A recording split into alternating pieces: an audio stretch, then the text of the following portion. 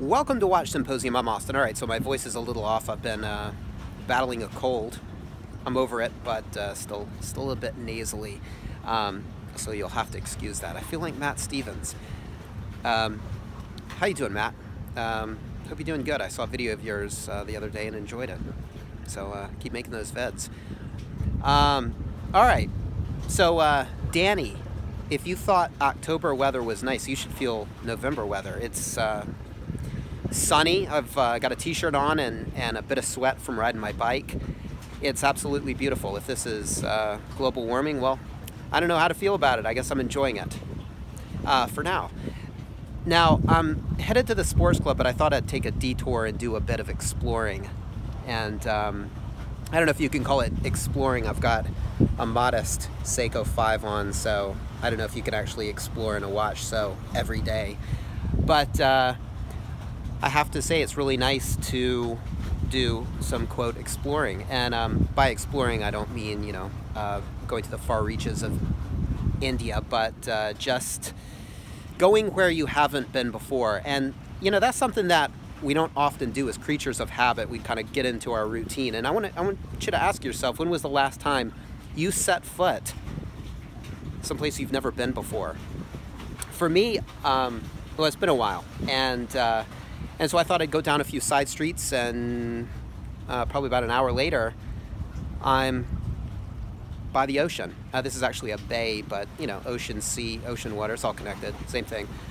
And it's pretty satisfying. I feel manly. I feel active. I feel autonomous. I feel like I have control over my life. So get out, walk around a bit, do some exploring. You don't need a Rolex, but it'll help. Yeah, no. You should actually buy a Rolex before you go exploring. Just make you feel better. It'll trust me. Clive knows what I'm talking about. All right, so what should we talk about today? Well, let's talk about, was your Rolex born that way? Okay, so was your Rolex born that way? What am I talking about? Well, when I took my Pepsi to have it serviced, they checked it out and they said it's as it should be, and it was born a Pepsi. And it was in that moment that I realized they were checking to see if parts had been switched out. And by parts, I mean part, and by part, I mean the bezel insert. And thankfully, it was all legit, and it was born a Pepsi. But I realized at that moment there is a huge thing, a huge fear out there, a huge looming darkness when it comes to buying pre-owned GMTs. Something scary that'll give you nightmares, and that's getting a GMT that wasn't born the way it is. Getting your Pepsi and realizing it wasn't born a Pepsi, it was born a black bezeled GMT. Or your Coke was born a Pepsi. I don't know. That's not so bad. I guess it depends on the desirability of these bezel inserts, and from what I understand, and everybody has their preferences, number one at the top of the food chain, the GMT food chain, is the Pepsi, and then you've got the Coke, and then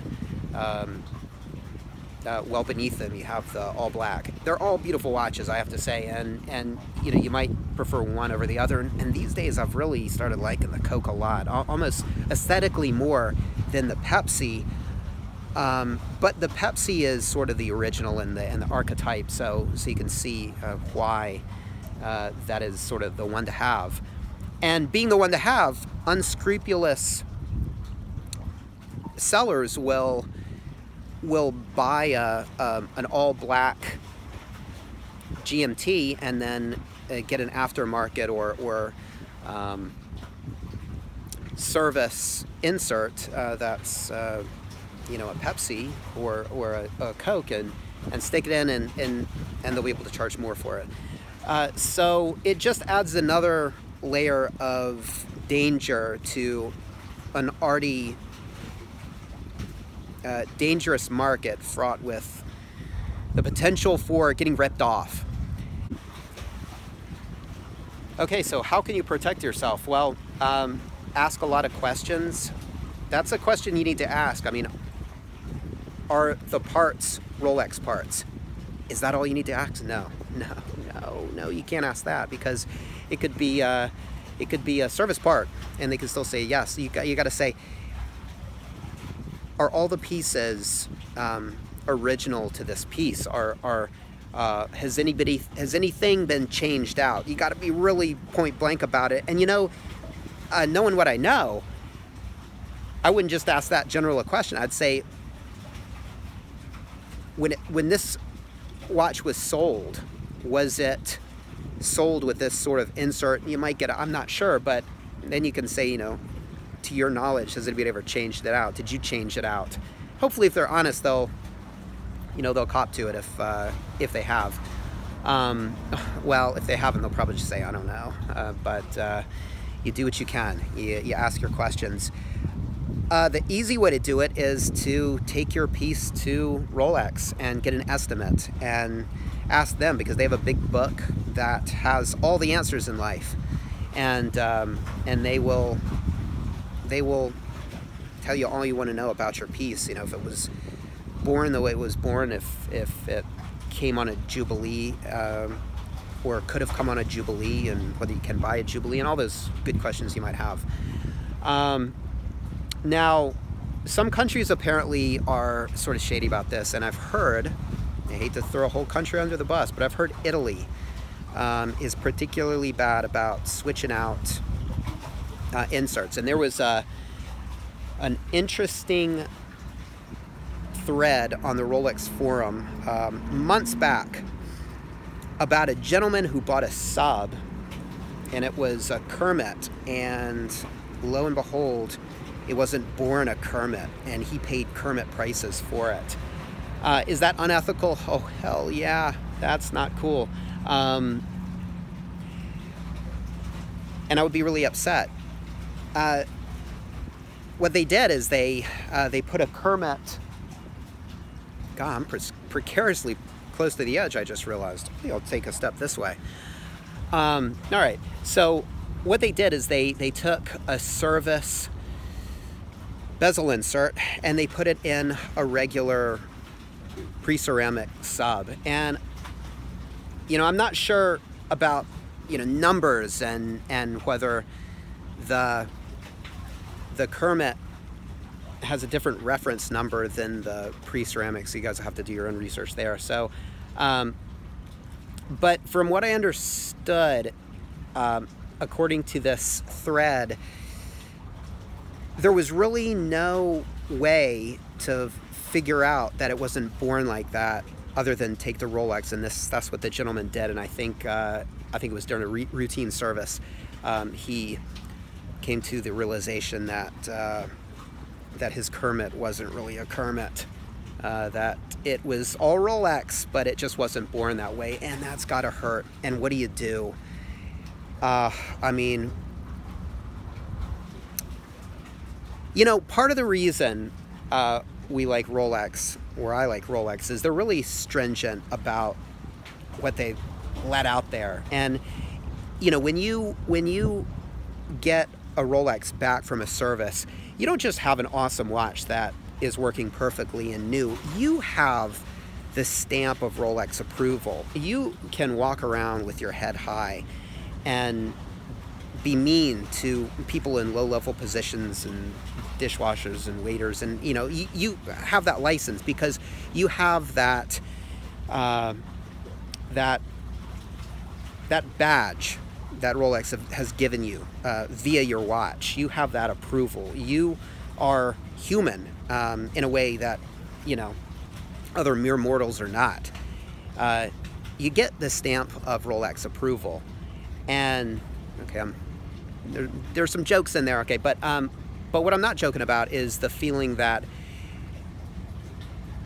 they give your watch the thumbs up. You get a thumbs up from what I think is probably the most prestigious company in the world. You get the thumbs up. Your timepiece gets the thumbs up, and your timepiece wouldn't get the thumbs up.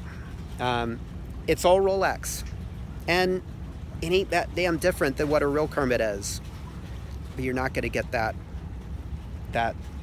acknowledgement. You're not going to get that acceptance from Rolex, which are basically surrogate parents for anybody with daddy issues. Daddy will not give you a thumbs up if you have the watch as this gentleman had, and that would bug me. That would bug me to not have the love of my parents. So be careful out there, and what would you do if you were this gentleman? What would you do? You know, would you try and get your money back? Would you just try and be happy with it? Ooh, that'd be a tough. So every time I'd look at that damn thing, I'd think, fucking got ripped off. What would you do? Leave your comments in the comment section and let me know. And be careful. Be careful, man. It's getting more and more hazardous to buy pre-owned watches because there's a lot of money to be made, and you know, these iterations and variations are fetching all sorts of high prices because of silly little things. And if all you need to do to get those prices is to add one of those silly little things, you can't really blame unscrupulous people for going that route. Scary market. But it makes the hunt all the more interesting. Be careful out there. Take care. Thanks for watching. See you next time.